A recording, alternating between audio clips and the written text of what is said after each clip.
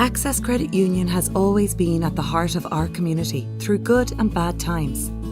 We want to continue to play our part in helping our community through the COVID-19 crisis. As businesses reopen, we encourage our community to work together by staying local, borrowing locally, and spending locally. Access Credit Union is here to help. Close your eyes and pull like a dog. And a new Irish record for Phil Healy, 22.99.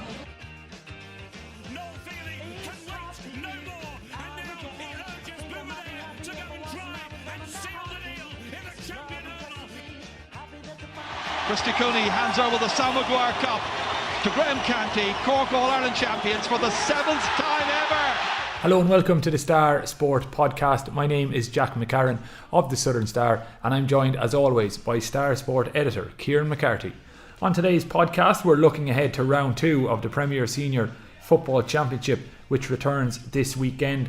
We'll be joined by Clonakilty's Martin Scally ahead of their clash with Ballincollig, which throws in at 2 p.m. in Enniskeane on Sunday. Clonakilty beat Carrigaline 112 to 8 points in their opening game and will be hoping to carry that form into Sunday's meeting. We'll also chat to Drinagh Rangers captain Thomas Connolly following their latest title success in the West Cork League Premier Division. But Kieran, before we look ahead to this weekend, what are your 5 biggest takeaways from the weekend just past? It was another action-packed weekend, Jack, and we're going to kick off with the Carbery ladies. They beat Bantry Blues in a county intermediate football championship derby in Carbery, and they won 2-8 to 10 points, I think it was, and there was goals from Ciara Whelly and Maura O'Brien. And what that's done, that has put Carbery through to the county intermediate semi-final, where they will take on near neighbours Clonakilty, who have come out of their other group. Clonakilty beat Carrigaline Desmond's Bui by 5-14 to 9 points, with Millie Condon getting 2-3 of that. So we have a huge Carbery and Clonakilty county semi-final to look forward to in a couple of weeks' time. Moving now to the Carbery Junior A Hurling Championship, Kilbree were in action last weekend and they signalled their intentions with a huge win over Newcestown. They put up 5-22 in a big win there, and Damon O'Gorman got 3-4 and Dara Coakley got 10 points. So Kilbree were signalling their intentions as a force to be reckoned with. Downey's also got their campaign back on track. Moving on, the draw for the quarterfinals of the Carbery Junior A Hurling Championship was also made last weekend, and we have some huge derbies to look forward to.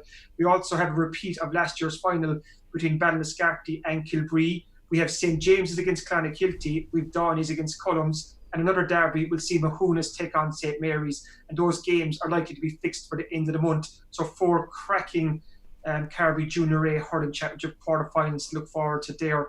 Moving to the county scene and the Senior A Hurling Championship, both Bandon and Newcestown were in action last weekend. Bandon got their campaign back on track. They got a narrow 17-16 win against Fermoy, and Ronan Crowley was the man of the moment there.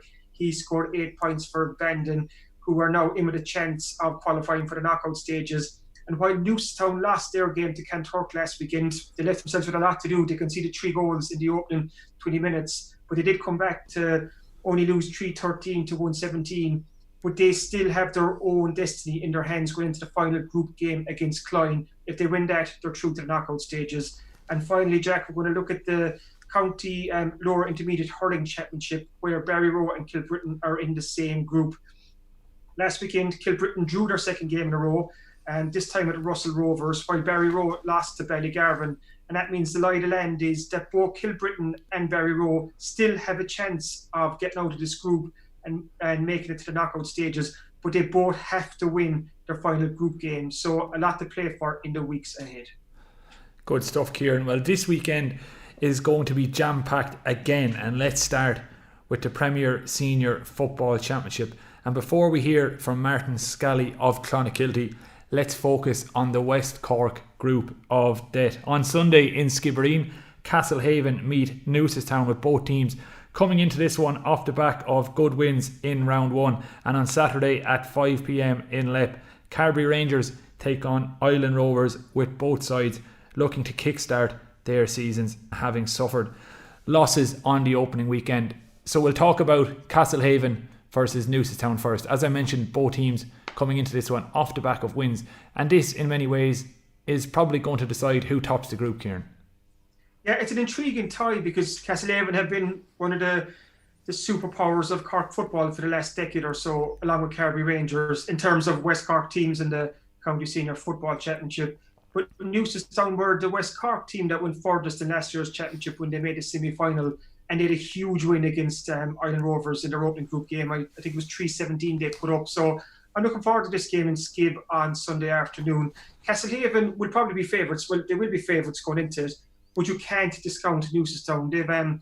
They've really made strides in the last couple of seasons in terms of football. So a very interesting game here. Like you said, it could probably decide who will top the group, because Castlehaven will play Ilen Rovers in their final group game, while Newcestown will take on Carbery Rangers. And I suppose for Newcestown, it's almost more important to win this game because that Newcestown-Ross game in the final round of matches has the potential to decide who will go through to the knockout stages.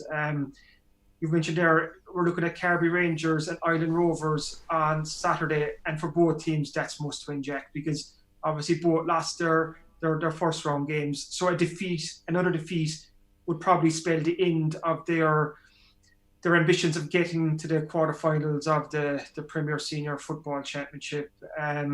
Ireland took a beating against Newcestown in the first day, so they have a lot of improving to do. I know they're without a couple of players again for this game against Carbery Rangers, while Ross have their own injury worries. So there's a lot to play for. Like we always said, these derbies in the West Cork Group of Death were always going to be very entertaining and very important. And this is a pivotal weekend, really pivotal weekend. So there's a lot to play for, Jack. Yeah, well, you can follow those games across the weekend on southernstar.ie. We'll have results and on our social media channels. But Kieran, as I mentioned, Clonakilty got their season underway with a relatively comfortable win over Carrigaline in round one, winning 112 to 8 points. We're going to hear from Martin Scally in just a second, but before we do, you might just give us an idea of where Clonakilty are at this stage of the season.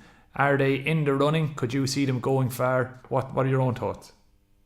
Clonakilty made the last two quarterfinals in the Senior Football Championship, so they've kind of, I wouldn't say they're thereabouts, but they've been improving on where they were in the years before that, because they did struggle for a couple of seasons. They're involved in a relegation battle there, going back 3 or 4 years ago. So they're a team that's facing in the right direction. I don't think they're good enough to win a county title, but they are good enough to get to the knockout stage. That win against Carrigaline probably flattered them some bit because they didn't play well, and Martin Scally will allude to that when we hear from him. It took 8 points from Dara O'Shea to get them over the line, and he's one of their Kerry imports this year, along with Joe Grimes, who was added depth and quality to the Clan squad.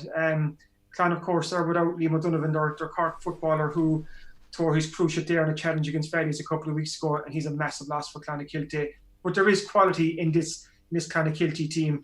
They have Cork seniors like Sean White and Thomas Clancy, and Mark White was the Cork football goalkeeper before stepping back from the squad this year. They've also the likes of Maurice Shanley, Dan Peat, David Lowney, who's been in with the Cork Hurlers. So Clan have a lot of quality.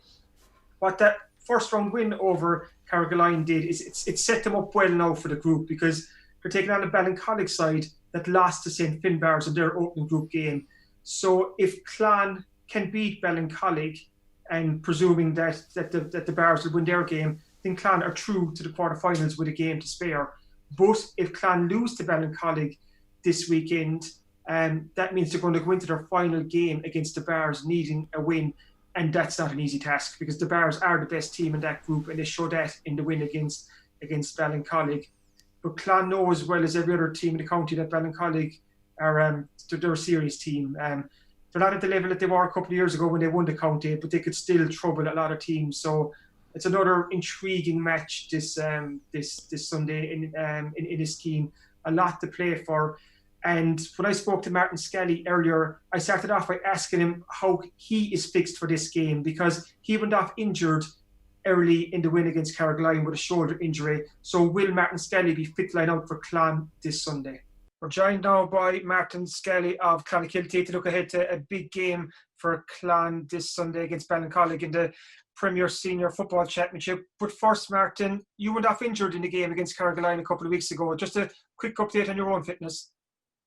Bad tackling, I suppose, 5 minutes into the game, and tried to play on and got another bad tackle. So I had to come off after about 20-25 minutes, unfortunately. But at first we kind of thought it was an AC tear in my shoulder, but went for a scan and it's just badly bruised bones and joints and tendons and the whole lot. So it's still not great. I haven't actually trained on it yet. So that's what, over 2 weeks ago. But I have it strapped up there now just to kind of keep it in place. I hope that it kind of gets a little bit better now. So we're training now this week before the match. So hopefully I might be able to get something done. But at the moment it's I know it's a cliche, but it's very 50-50 at this stage, unfortunately.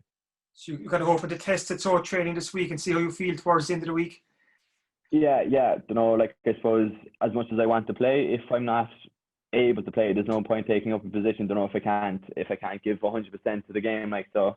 And I suppose as much as I do want to play, I have to be mature about it too. And if I can't do my best for the team, then there's no point in me being on the pitch, I suppose. Because this is shaping up as a big game against Ballincollig. Like, you obviously won your first game against Carrigaline, as I mentioned. The Bars beat Ballincollig. So if Clon get a win on Sunday and the Bars win, you're effectively through to the knockout stages. Yeah, I suppose, well, like when we saw the group right at the start, we had 3 tough games. But I suppose, I know the cliche, like you can't look past the first round. So thankfully we got over Carrigaline, albeit with a fairly sceptical performance. And Trevor knows that like the Barries are one of the top dogs in Cork football for the last few years. Like, they're very consistent. I suppose then people might look at ourselves in Ballincollig as 2 teams that could potentially go in with the Barries. So yeah, like everything's to play for really. And I suppose ideally we'd love to be through before we get to the Barries. But yeah, look, it is a huge game and there's an awful lot on the line for both teams. You mentioned the Carrigaline game there. That's a game Clan won 12 to 8 points. I suppose kind of the big takeaway from that is there is room for improvement. Like, it wasn't a great Clan performance, but how much of that can you put down to it was your first championship game? You know, kind of like a lot of teams would be rusty coming into the competition. Yeah, I suppose like 2-3 months ago, no one thought to be playing any football. And then there was a scramble, I suppose, to get as much training sessions in under the belt and get a few challenge games. But I suppose like there's no point saying that like rustiness, because we did have a few practice games, right? We just simply didn't perform on the day. I suppose you can like it's the same situation for both teams. I suppose the atmosphere always builds into the championship, so that wasn't even there. So there shouldn't have been that nerves from people shouting in from the crowd and stuff. And to be honest with you, we just didn't play well. There's no two ways about it. Like, no, if you went out and you said, look, you'll get a win first round, we'd take your hand off. Or like Carrigaline are a great team. We played them in challenge games the last few years. They've beaten us and we've beaten them, and it's been close and they've been tough contests. But no, I suppose like the most important thing was that we got the win. And now, like you said, there is an awful lot of room for improvement, and hopefully we will improve in that, and we'll have to improve in that if you want to get a result against Ballincollig. One of the key factors in the win against Carrigaline, I think, was the performance of Darragh O'Shea. He's one of the new players in the Clan team this year. A Kerry import coming in from West Kerry to West Cork, and along with Joe Grimes, another Kerry fella. What's happened like the addition of these 2 Kerry fellas to the Clan panel? Look, it's huge. There's no two ways about it, and like I'll kill myself for saying it, like, but they're 2 great players to have in the team. But it was, aside from their talent alone, they bring a lot of professionalism to the setup, and like I suppose it's just outside ways of thinking as well. I know there used to be a saying back in Clan a few years ago that Clan needed import county. Like, you look at Paddy Barrett back in '96, the Limerick man, and then you've Noel Griffin from Clare in 2009. So I suppose Clan would have always had a good pro tradition of football, but there was always 1 or 2 imports that kind of just needed to push ourselves over the edge. But no, look, they're great, and like it stands for itself. Like, Derek kicked 8 points the last day, and Joe chipped in with a monster from about 50 yards as well. So look, there's no doubt in that the 2 lads are a good talent, right? When you're looking ahead to the game against Ballincollig on Sunday, how much improvement does Clan need to get the result that you want? How long is the piece of rope? Like I said, Ballincollig are a huge team, and they won a county in 2014, I think, and got the county final in 2016. And I suppose they've never really dropped their standard a whole pile. Like, so they are one of the bigger teams in Cork. Oh, look, we need to improve vastly. Like, we were kind of sloppy, and I suppose we kind of switch off at times. So it's, I suppose, the stuff that the good thing is that we know that we have to improve. We're under no illusions that we're by any means world beaters. Look, we'll just have to improve as much as we can, because if we want to get the result against Ballincollig, that's what it's going to take. Do you feel as well with the West Cork Group at in the Premier Senior Football Championship that there's so much attention on the other 4 clubs, so that Clan could hopefully stay out of the spotlight and sail under the radar a small bit locally? Yeah, I suppose when you have a competition with only 12 teams in it, they're always going to be the 12 great teams. But I suppose it is nice that we're not in that group. I feel you can only play what's put in front of you too, but at the same time, there's always a bit that you'll always kind of up your game when you're playing your rivals out the road, that kind of way. And it's one thing to play local rivals once in championship. We played Newcestown and Ross countless times in the last few years, but to have 3 games in a row where you're playing your neighbours, I suppose it's kind of nice that everyone's been talking about them as a group with that, and we're just kind of off doing our own thing, which shoots us down to the ground. As well with Clan, if you look at the last couple of years, you're a team facing the right direction. You've made the quarterfinals of the Senior Football Championship for the past 2 years. After a rocky couple of seasons before that, you're building towards something here, Martin. It's obviously we hope to think, or we like to think that we're going in the right direction. But I suppose the reality check is that we have got the 2 quarterfinals, but we've underperformed in both of them. So yes, I suppose we have had rocky years in the past, and we've got the 2 quarterfinals, which is great, great for the club and great for the lads to get there. But I suppose it doesn't really count for much then when we can't take the next step. But look, we're kind of hopefully going in the right direction, and hopefully this year we might be able to go a step further. With the whole COVID-19 lockdown, and obviously the inter-county season has been pushed back to the end of the year, I suppose Clan as a team, you have a lot of fellas involved in inter-county setups, I know Liam O'Donovan's injured at the moment, but you have Thomas Clancy, Sean White, we had Mark White, David Lowney, go back, I suppose the minors last year, Dan Pete, Maurice Shanley with the under-20s, kind of so many Clan fellas have been in with the Cork team. But now you've had this set window to be able to train together as a club. How have you found that? It's great, and I mentioned professionalism there a while ago, but they do, I suppose the Cork lads do bring that little bit of intensity as well to training. And I suppose if you're marking one of them at training, you always kind of want to see, you kind of want to test yourself against them, But no, look, it's great to have them in training, and it's great to actually train as a team, because like you said, we've had 4 Cork senior footballers the last few years, and then Lowney with the hurlers, Morris and Dan. But I know it's nice just even to have the numbers as well, because that's 6 or 7 players, and they're going to be starting. So it's important that we kind of get them used to playing with us and us playing with them, because sometimes the last few years they're kind of thrown in at the deep end a week or 2 before championship, and it's not just something you can switch on. Obviously, on a down note, Liam O'Donovan is out for the foreseeable future.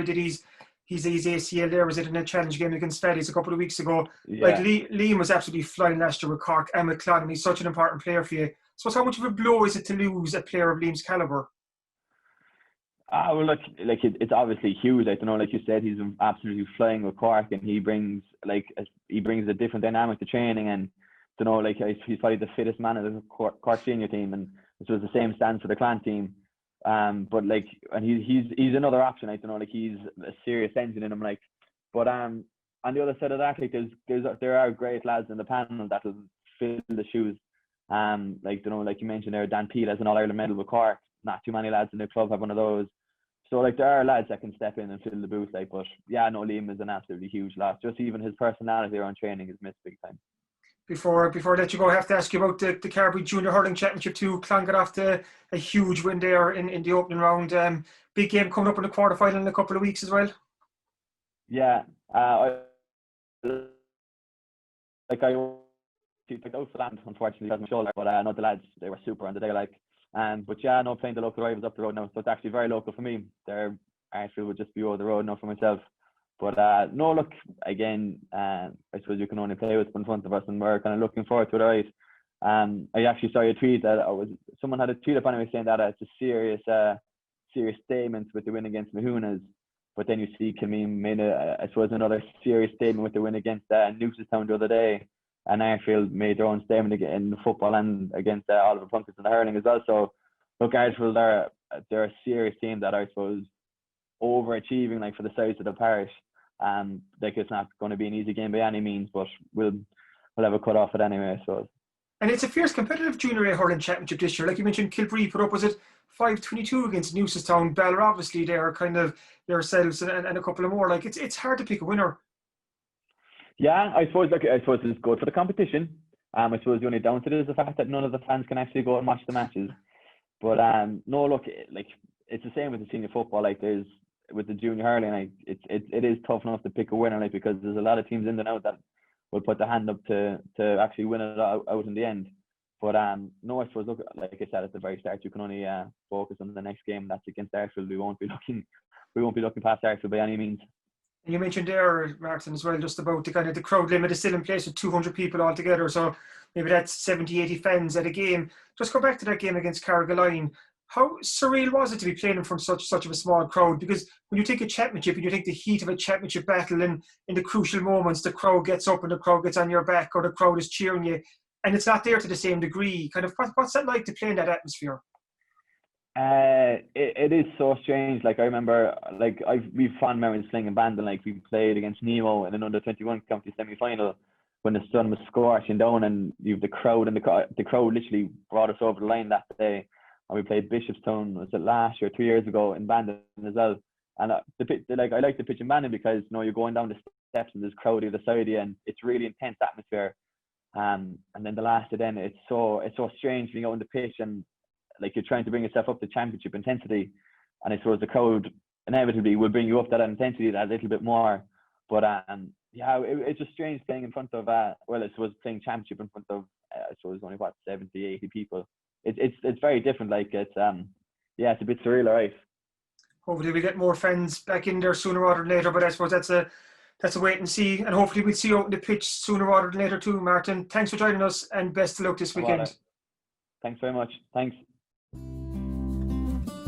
Access Credit Union has always been at the heart of our community through good and bad times. We want to continue to play our part in helping our community through the COVID-19 crisis. As businesses reopen, we encourage our community to work together by staying local, borrowing locally, and spending locally. Access Credit Union is here to help. On Sunday, Drinagh Rangers reclaimed the West Cork League Premier Division title with a 2-1 win over Dunmanway in Mahona. Drinagh and Dunmanway have been the dominant teams in recent years, so it was fitting that the season went all the way to the final day with these sides going head to head for the title. Kieran, this Drinagh side continues to impress with their level of consistency over almost 20 years. They've been the most consistent force in West Cork soccer for some time now. This is their second Premier Division in 3 years, and I think they're fourth in 8 years. And if you look back since the 2012-2013 season, they've either finished first or second in every season bar one, which was last year. So Drinagh were fierce hungry to get their hands back on the Premier Division title this year, and they did that, and they did it in dramatic circumstances too, because it went down to the final day of the season, the top two in effectively a playoff for the title, Drinagh against Dunmanway Town. And credit to Dunmanway here, because they won a couple of games last week to set up this title decider. So going into this game, Drinagh knew if they avoided defeat, they'd win the title, while Dunmanway had to win it. And going into the final 15 minutes, it was 1-1, so everything was to play for. A goal for Dunmanway would have seen them hold on to the title. A goal for Drinagh would have seen them kind of win the title, and that's how it turned out. Robbie McQueen got his second goal late on for a 2-1 win for Drinagh Rangers. They've been a terrific ambassadors for West Cork soccer over the last number of years. If you go back to the season before last, I think they won 5 trophies that year, and they were named the West Cork Sports Team of the Year off the back of that. So they've been pretty dominant. And if you look at this year's league as well, they lost only one game in the league. They won 11 of the 14 games. They drew 2. They scored more goals than anyone else. 36 goals in 14 games. They conceded less goals than anyone else. They only conceded 10 goals. So if you break it down by all the stats, Drinagh Rangers were the deserving winners. And they still have, I think, the Premier Cup. They have a game this Wednesday night in that. So they still have another piece of silverware to play for. So great weekend for Drinagh Rangers. And I caught up with their delighted captain, Tomás Connolly, to look back on another memorable weekend. We're delighted to be joined on the Star Sport podcast by Drinagh Rangers captain Tomás Connolly, who led his side to the Premier Division title last Sunday. First off, Tomás, congrats. Your team well used to winning silverware. What was it like to get your hands back on the Premier Division trophy again? Thanks, Kieran. Yesterday was very good. It's a brilliant feeling, all right. It's really it was a very competitive game. Went down to the wire as well, and hugely proud of my team and the club as well, because it was a brilliant win for all of us. So I was delighted with it. Just to give some context to our listeners, on Sunday it was Drinagh Rangers against Dunmanway Town in the final game of the Premier Division season. Drinagh just had to avoid defeat to win the title, but if Dunmanway won, they'd have held on to the crown. So there was an awful lot on the line on Sunday. And as you watched Dunmanway Town pick up the wins during the past week to set up this title decider, what was the feeling in the camp like? Yeah, so kind of after lockdown, there was a lot of games kind of packed in fairness, but we kind of knew our job. We really had to win all of our games to take it to the last game, and it was up to the Dunmanway then as well to get their points on the board, and they have a very good side. We kind of had it in our head from day one that we really did need to win all our games. And thankfully we were able to do that, and we took it to the last game. And to be fair to the Dunmanway, they've an outstanding young team as well. They've got serious attacking forwards and everything, and 2 years in a row now it's kind of gone down to the last game. So it's kind of tells you all about the league, basically, how competitive it is and how difficult it is to win as well. So yeah, we were more than happy to come away with the win yesterday. I remember asking the ref at one stage what was left on the clock. I think there was about 13 minutes, and it was 1-1 at that stage. And yeah, that 13 minutes felt like about 3 hours really. But it was very intense, but brilliant to come away with the win all the same. You talk about that last 15 minutes. I think it's Sir Alex Ferguson saying it's like squeaky bum time, because a goal for either side actually wins the title. Kind of, it turns out Robbie McQueen got your second goal and Drinagh won 2-1 to win the title. But it could have gone the other way. If Dunmanway got a goal in that last 15 minutes and they won, they'd have won the title. So talk me through those last 10-15 minutes. That must have seemed like an eternity. Yeah, it was crazy. It was probably not good for the heart either as well, because it was racing at that stage. But yeah, there was 2 big sidelines there as well. It was very tough on the referee. In fairness, he did a great day, or a great job on the day. And you could see the intensity in the game as well, because we're 2 very good teams, to be fair. Fairly high quality game as well, I thought. And you could really, when you're on the pitch, you could really feel the 2 sidelines going at it, and just calling for every throw, every corner, everything was being contested really. And it's great to be part of it. And in fairness to the league, for they're facilitating a brilliant sport and a brilliant activity as well for the whole of West Cork. And it's a credit to them. Delighted with it again. How does this title triumph rank against the rest? Like I've said earlier, kind of Drinagh Rangers have been probably the dominant force in West Cork League Premier Division over the last 6-7 years. I think it's only one season since 2013 when you've been out of the top 2. You've won it 4 times and been runners-up on 3 occasions. So where does this one rank? Kind of, I suppose, too, Tomás, considering the year that it is, kind of with COVID-19, obviously bringing football and sport to a halt for a couple of months, for you to come back and get that string of wins and to get your hands on a trophy that you relinquished last year. How does that feel and how does it rank? Yeah, it's right up there with one of the best wins anyway I can think of. Just when you, like you said, when you take into consideration everything that's gone on during this crazy year, but again, credit to the league, they didn't make a quick decision and null and void the season or anything like that. I thought I was delighted with that, actually, to be honest, because there's an awful lot of work goes into the season before lockdown and everything. So it was brilliant that we were able to see it out as well. And kind of as regards where it ranks as leagues and things, it's, like I said, it's right up there because of all the challenges we went through. I think on the starting team up there was there was 3 lads now. It's their first title. And it's hugely important for the likes of them as well. The likes of Robbie McQueen there, who had an absolutely outstanding game. Got 2 great goals as well. It's his first title, and it just tells you how important he is for the team as well. But you could go through the whole team really, and if I don't know were you there or not yesterday, but some of the performances they put in were top drawer really. Makes me hugely proud of him as well. So as regards league titles and things, it's brilliant to be competitive every year, but we've had plenty of ups and downs throughout the years. Last year now we were on the other end of it, so we know exactly how the likes of the Manway feel. So brilliant to be able to come away with the win, right? You mentioned the likes of Robbie McQueen, and like you mentioned there as well, a couple of young fellas coming through. How important is that fresh blood to kind of, I suppose, keep Drinagh Rangers moving forward? Like, you've had the kind of that core group of players for the last number of years who've been so central to this success story. But it's so important too, Tomás, to be bringing in these 1, 2, 3 young fellas just to freshen the whole team up. Exactly, yeah. It's hugely important for any club, really.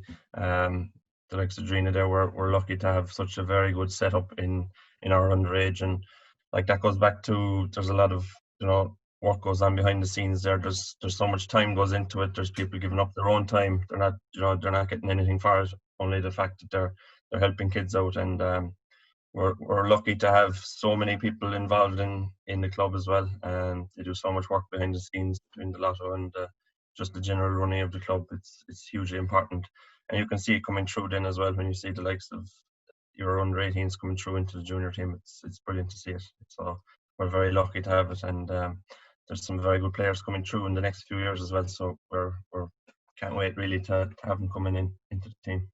I think the rest of the West Cork League will be delighted to hear that there's more talent on the way up, because like I've said already, like, you've been a dominant force for years, and we go back to the season before last where you did clean sweep. I think you won 5 trophies and went on to be named the West Cork Sports Team of the Year at the West Cork Sports Star Awards. And like, this dominance that you've had and this success, what is the secret to it? How come Drinagh keep coming back year after year and you're always in contention for the big titles and the big trophies?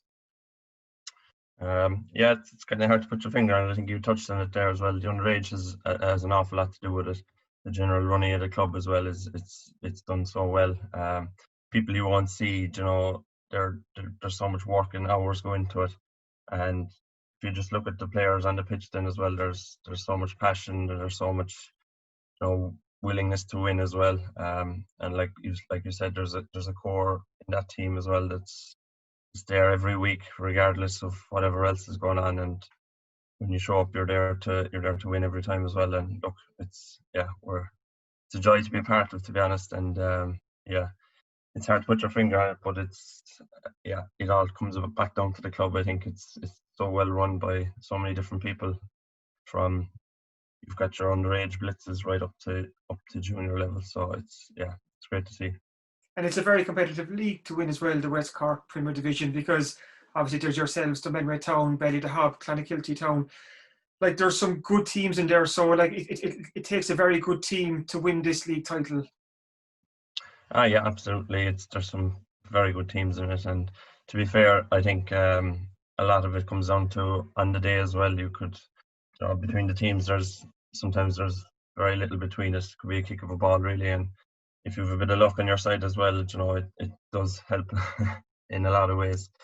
Because like I said, it's come back down to the final game in the last 2 seasons there just alone, and there isn't much between a kick of a ball between the 2 teams. So it's great to be involved in such a good competitive league, and I think it's only going to get stronger as well next year. So we'll be looking forward to that again. How were the celebrations like on Sunday after you picked up the trophy? Yeah, they were good. It's very different, all right, because of the whole social distancing, and I suppose you'd normally go back to a pub or whatever and celebrate. But look, we adapted, and we just kind of met up there ourselves, and it was a great night. And in fairness, everyone was fairly well responsible, and it was important in this kind of scenario as well. So it was worked out well. Great stuff there from Tomás. And the word on the street now seems to be that the West Cork League is likely to return at the end of September. Now, before we preview this week's Star, I just want to pause for a minute to chat to our friends at Access Credit Union. The Star Sport Podcast is, of course, brought to you by Access Credit Union, your trusted local financial partner. Just recently, I went through the process of opening a current account with Access Credit Union, and I don't think it's an exaggeration to say that it's changed my life. I was able to open the account online during lockdown, which made the process completely hassle-free, and it was made even easier by the great support provided by Access Credit Union team leader Amanda O'Sullivan, who joins me now. Amanda, I understand you can now apply for a credit union loan online as well. Thanks, Jack. Yeah, you can. If you thought applying for your current account was easy, you'll be delighted when you come to us for your car loan. You can apply online just as long as you're registered for your online banking. A couple of clicks and it comes to us here in Access Credit Union. The personal touch still isn't lost. We'll still bring you back and discuss the loan with you. And you can upload any supporting documents you needed, your payslips, bank statements, that sort of thing. We attach them here to your loan, assess the loan, and you can draw it down online. So we aim to do that all within 24 to 48 hours, depending on when you submit your documents. And I suppose it was something that was in the pipeline for a while, but with COVID-19, it sped us up to provide the service. And it's really worked out well for us. And you know, for members being able to access their funds and still draw down their loan, it's been a great asset to us really, and to the community. I suppose, typically people always had to come into the credit union to draw down their loan, and you know, for young people who may not be living in the area anymore, we were inaccessible then. So now we're back in the market for these members again. And hopefully they will support us as we are supporting local businesses. And you know, with every €10 spent in the locality, it generates €40 for the local economy. So in turn, the interest that you're paying on your loan in your local credit union goes back into your local economy. So you know, everyone's helping each other with this. Great stuff. Thanks very much, Amanda. And don't forget, Access Credit Union is your trusted local financial partner. Access your money 24/7 from anywhere in the world with an Access Credit Union current account and enjoy all the benefits while keeping your money local. Welcome back to the Star Sport podcast. And Kieran, before we preview this week's Southern Star, you might just give us an idea of some of the other West Cork teams in action this weekend. I know Bantry and Skib are in Senior A action on Saturday. There's a big derby in Ahihole as Dohenys take on Bandon on Sunday. Gabriel Rangers and Castletown Bear are in action in the Premier Intermediate, and Kinsale and Adrigole are in action in the Intermediate A. So a busy week for West Cork GAA. Yeah, it's like you said there, Jack, a huge weekend in the county football championships for the various West Cork teams. Kicks off on Friday evening in Dunmanway with Gabriel Rangers taking on Macroom. So it's a West Cork team against a mid Cork team there. Macroom won their first game, I think. So it's going to be an interesting game. Gabriel's lost their opener, so they need to get back on track here. It's a super Saturday then with a huge amount of games on, and I'd be in Ballincollig for the O'Donovan Rassa Ballincollig game. I saw Skib hammer St. Nick's in their opening game. I'm not sure how much we can read into that performance because Nick's were that bad, but Skib were impressive. They did what they had to do, so I think we'll have a truer sense of where this Skib team are at after this game against Ballincollig, who had lost their opener to St. Michael's.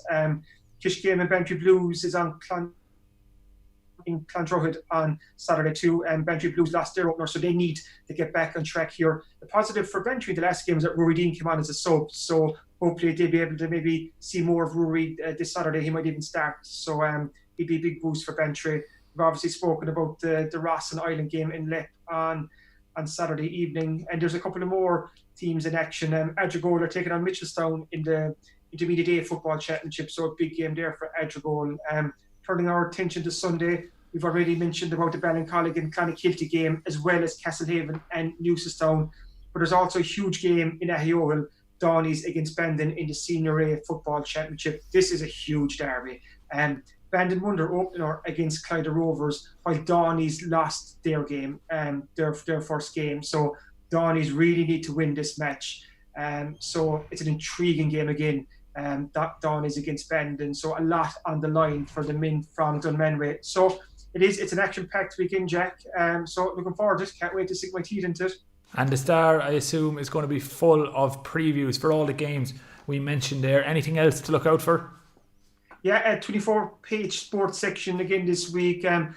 Packed with previews of the big games coming up. We have interviews with Brian Shanahan of Carbery Rangers. We have Michael Hurley of Castlehaven, Martin Skelly of Clonakilty, and we have injury news and updates on the teams. We're also looking back, obviously, on the games that were played last weekend. So we've Kilbritton, Barry Rowe, Newcestown, Bandon. Carrigaline Rangers suffered another defeat. We've all that in there. Match report 2 from the Ross Carbery's win against Bantry Blues in the County Ladies Intermediate Football Championship that has put Ross through to the county semi-final. As well as that, we have a big special on the O'Donovan brothers, Jack. It's 4 years ago this week, actually Wednesday, the 12th to be exact, that Gary and Paul won the silver medal at the Rio Olympics. That was Ireland's first ever rowing medal at an Olympics. And I wanted to see, I suppose, 4 years on, how much that medal has changed and transformed Irish rowing. Because you always hear kind of, whether it's lip service, kind of that a certain moment kind of, it did wonders for a sport. But I wanted to find out, did this silver medal by Gary and Paul, did it actually change Irish rowing? What was the effect? Like, did Irish rowing benefit off the back of Gary and Paul's medal? And did Irish rowing make the most of Gary and Paul's silver medal? Because, as we all know, Gary and Paul are almost as famous as celebs as they are as rowers, and that helped kind of shine a light on Irish rowing that was never on the sport before. So it's interesting stuff. It's a good read, and I'm also looking back at, I suppose, how this overnight success story was 14 years in the making. If you think back to just before Rio in 2016, very few outside of the rowing circles knew about Gary and Paul. Yet within a week, they were national heroes. Everybody was talking about them. They were Irish pin-ups, the most famous sporting brothers since the Carneys, even more famous than Rob and Dave Carney. And they're probably still Ireland's kind of most famous sporting brothers. So we've plenty about Gary and Paul in this week's Southern Star. And it's just timely, Jack, to look back on this was the influence and effect that they've had on Irish rowing, seeing as we're now exactly 4 years on from the Olympics. And also we've 2 pages of West Cork League soccer. We mentioned there, obviously, Drinagh Rangers won the Premier Division title. Spartak Musgrove got their hands on the championship title. And there was also the matter of Baltimore and Riverside in the playoff, Jack. And I know you're... it's a defeat you've taken badly it's a defeat you've taken on the chin as a Baltimore player. You lost to Riverside in your playoff last weekend. You went down 3-0. As a result, Riverside go up to the Premier for next season. You stay in the championship. How are you feeling a couple of days on? It's just like it's a missed opportunity. I know the West Cork League Championship isn't quite as glamorous as Gary and Paul winning a silver medal at the Rio Olympics, but for the people involved, it's obviously a big enough deal.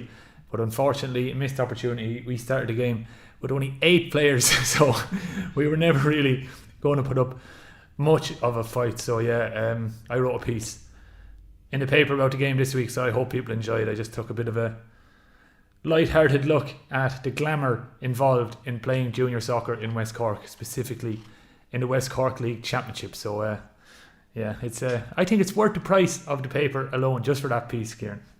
I think so, 100%. You're doing yourself a bit of a disservice there, Jack. Like I was saying to you, you're the West Cork League's answer to John O'Shea. Like you're the midfielder, defender who had to go and goal. You had to put on the gloves last Sunday for a bit. But I'm going to ask you too, did you do better with 8 players than you did with 11? Well, it is interesting because while we had the 8 players, the game remained at 0-0. And so I played in goal for the first 15 minutes because our goalkeeper was delayed, which is understandable. You know, people get delayed. What can you do? I won't hold anything against our goalkeeper, who's also an outfielder usually, but he had said he'd go and goal at the weekend. And then, so what I'm going to pat myself on the back here, because why not? There's no one here to question me. I had kept a clean sheet for the first 15 minutes. And then when our goalkeeper arrived, I went outfield, and a few minutes later, they did go 1-0 up. So maybe it's because I went outfield that they just happened to break us down easier, or maybe it's because I wasn't in goal anymore. It's maybe a bit egotistical to think that I was at the centre of it regardless.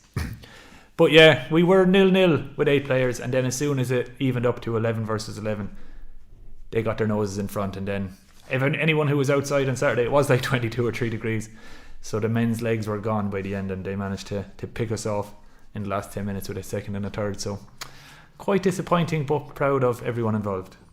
And like you were saying too, I think Riverside are deserving of their place in the Premier because they were quite good in the league. I know they finished a good few points ahead of you in the standings. So they're a team that I think feel that they belong in the Premier Division. So they should go quite well there. You wouldn't see them coming straight back down. I can't imagine so. Like, they had a panel of 25 on Saturday, so it's obviously, or on Sunday even. So it's obviously a club that, you know, they all get behind each other. Well, maybe I did hear the manager say that they only all arrived back because it was the playoff and there was a bit of a hoolie on afterwards should they be promoted. But still, to have a club in the Championship with 25 potential players to choose from, when we would regularly have 8, 9, 10, 11 kind of max. Like, if we get 11 on a Sunday morning, we're doing well. So yeah, they're well suited for the Premier League. They play good football and they have a good squad depth, so that should bode well for them, because it's tough up there. Because I know a lot of clubs who go up, they struggle, they lose interest and they end up pulling out of the league. I can't see that happening with Riverside. But Kieran, as I said, worth the price of the paper alone for that on Thursday. And the Southern Star is in shops across West Cork on Thursday, and if you can't make it to a shop, you can pick up a copy of the digital edition, subscribe online and read the Southern Star on your computer, tablet or smartphone for less than €2 per week. Thanks for listening to this week's Star Sport podcast. We'll be back at the same time next week, and if you enjoy these shows, please make sure to rate, review and subscribe on Apple Podcasts, Spotify, YouTube or wherever you get your podcasts. Slán go fóill.